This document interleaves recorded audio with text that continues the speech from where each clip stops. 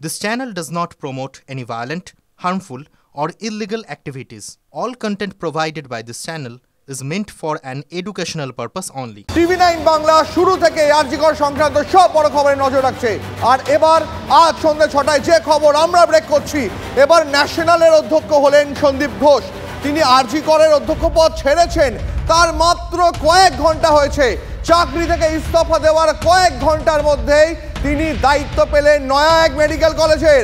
পদত্যাগের মাত্র 8 ঘন্টার মধ্যে ফের স্বপদে সন্দীপ ঘোষ। আরজিকরের পর এবার ন্যাশনাল মেডিকেলের অধ্যক্ষ হলেন বহু বিতর্কিত সন্দীপ ঘোষ। এই মুহূর্তে আমার সঙ্গে রয়েছেন আমার দুই সহকর্মী, আমার সঙ্গে রয়েছেন সৌরভ দত্ত, আমার সঙ্গে রয়েছেন সায়ন্ত। আমি দুজনের কাছে যাব, তবে শুরুতে আমি সৌরভের কাছে আসি। সৌরভ, এই সন্দীপ ঘোষ তোমাকে আজকে দারুণ সার্টিফিকেট দিয়েছে, দরাজ সার্টিফিকেট দিয়েছেন, কিন্তু সেই সন্দীপ ঘোষ মাত্র কয়েক ঘন্টার মধ্যে রাজ্যের আরও একটা মেডিকেল কলেজের অধ্যক্ষ হয়ে গেলেন। সৌরভ, আমরা বেশ কয়েকদিন ধরেই বিগত কয়েকদিন ধরে বেশ কয়েকজন চিকিৎসক কর্তাদের সঙ্গে কথা বলছিলাম। তারা বলছিলেন সন্দীপ ঘোষের রমরমা, তার যা দবদবা, সেটা কোনো সরকারি আধিকারিক বা কোনো নেতার থেকে কম নয়। কি এমন জাদু রয়েছে সন্দীপ ঘোষের, যে আরজিকর থেকে পদত্যাগের মাত্র কয়েক ঘন্টার মধ্যেই রাজ্যের আরেক মেডিকেল কলেজের অধ্যক্ষ পদ পেয়ে গেলেন?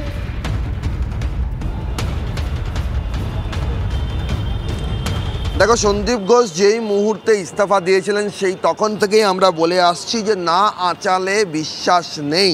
কারণ সন্দীপ ঘোষ এমন একটা নাম রাজ্যের স্বাস্থ্যক্ষেত্রে, যা অতীতে কারুর ক্ষেত্রে ঘটে না, সন্দীপ ঘোষের ক্ষেত্রে বারবার ঘটে।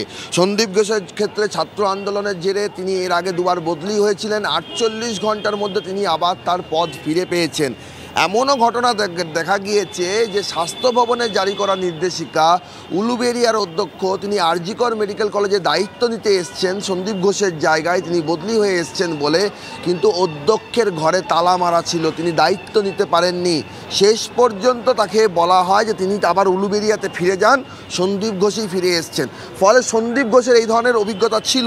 এবার যেটা হয়েছে যে আগের বারের আন্দোলনগুলো আরজিকরের মধ্যে সীমাবদ্ধ ছিল, কিন্তু এবারের আন্দোলন তা সারা দেশ জুড়ে হচ্ছে এবং এবারের অভিযোগ আরও মারাত্মক। একজন চিকিৎসক ছাত্রী কর্মরত অবস্থায় ধর্ষণ হচ্ছেন, খুন হচ্ছেন, সেই জায়গায় অভিভাবক হচ্ছেন অধ্যক্ষ, তিনি দায় এড়াতে পারেন না। এটা TV9-এর বক্তব্য নয়, চিকিৎসক সংগঠনগুলির বক্তব্য। যারা রাজনৈতিক দলের দ্বারা প্রভাবিত নন সেই রকম নিরপেক্ষ চিকিৎসকদেরও বক্তব্য, যারা বেসরকারি স্বাস্থ্যক্ষেত্রের সঙ্গে যুক্ত সেই চিকিৎসকদেরও বক্তব্য। তার কারণ প্রশাসনিক নিয়মে একটা মেডিকেল কলেজে যখন বাকিরা যারা থাকেন তাদের সকলের অভিভাবক হচ্ছেন অধ্যক্ষ। অধ্যক্ষ আজ বলছেন নৈতিক দায় তিনি স্বীকার করছেন, কিন্তু অধ্যক্ষ গত 3 দিনে একবারও সময় পাননি যে তিনি এই ছাত্রীর যে নিহত ছাত্রী তার বাবা মায়ের সঙ্গে কথা বলবেন। তার মা উল্টে অভিযোগ করেছেন যে অধ্যক্ষ আমাদের সঙ্গে কথা বলতে চাননি। তিনি বলছেন এই খবরে আমরা শুরু থেকে নজর রেখেছি। আমার আরেক সহকর্মী সায়ন্ত রয়েছেন আমার সঙ্গে আরজিকর থেকে, আমি সায়ন্তর কাছেও একবার যাই। সায়ন্ত, মুখ্যমন্ত্রী মমতা বন্দ্যোপাধ্যায় তিনি নিহত ছাত্রীর বাড়িতে যখন গিয়েছিলেন তখন বলেছিলেন যে আমরা চেষ্টা করছি সন্দীপকে অন্য কোথাও রিলোকেট করার। সায়ন্ত, তুমি আরজিকরে দাঁড়িয়ে রয়েছো, যে আরজিকর অন্তত গত 2 দিন ধরে কার্যত উত্তাল রয়েছে। তিলোত্তমার সহপাঠী সহকর্মীরা তারা আন্দোলন করছেন, তাদের বক্তব্য যারা দোষী তাদের অবিলম্বে চূড়ান্ত শাস্তি দিতে হবে। এই মুহূর্তে সন্দীপ ঘোষ তার নয়া এক মেডিকেল কলেজে তার জয়নিংয়ের খবর পেয়ে আরজিকরে যারা তিলোত্তমার সহপাঠী আন্দোলনরত ডাক্তার তারা কি বলছেন শান্ত? দেখো, আরজিকর কাণ্ডে এখানকার যিনি অধ্যক্ষ ছিলেন সন্দীপ ঘোষকে যখন এখান থেকে সরে যাওয়া অর্থাৎ তিনি যখন ইস্তফা দেন তখনই কিন্তু মমতা বন্দ্যোপাধ্যায়ের গলায় যে বক্তব্য শোনা গেছে তাতে কিন্তু বোঝাই গিয়েছিল তাকে অন্য জায়গায় দায়িত্ব দেওয়া হতে পারে। সেটাই কিন্তু হয়ে দাঁড়ালো, ন্যাশনাল মেডিকেল কলেজে তাকে নয়া দায়িত্ব দেওয়া হলো। আর সেই দায়িত্বের খবর যখন আরজিকরে অবস্থান বিক্ষোভে বসা এখানকার চিকিৎসক পড়ুয়াদের কাছে এসে পৌঁছলো, তারা কিন্তু বিক্ষোভে ফেটে পড়েছেন, তারা কিন্তু ধিক্কার জানিয়েছেন এই ধরনের সিদ্ধান্তকে। আমি সরাসরি যারা আন্দোলন করছে আমি তাদের কাছে চলে যাবো। সন্দীপ ঘোষকে আবার ন্যাশনাল মেডিকেল কলেজে দায়িত্ব দেওয়া হলো, আপনারা এখানে তার বিরুদ্ধেই বিক্ষোভ দেখাচ্ছিলেন, এইটা কিভাবে হলো? মানে আপনাদের চোখে আপনারা এটা কী বলবেন?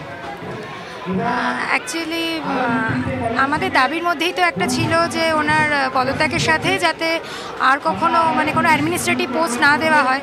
অ্যাকচুয়ালি ঘটনাটা দায় এড়িয়ে প্রশাসনের কেউই যেতে পারে না, এটা আমাদের মনে হয়। একজন নারী হিসেবে, একজন মানুষ হিসেবে এই বক্তব্য আমরা রাখছি। আমাদের এই ব্যাপারটাতে আমাদের এটা একটা কোয়েশ্চেন মার্ক হয়ে গেল অবশ্যই।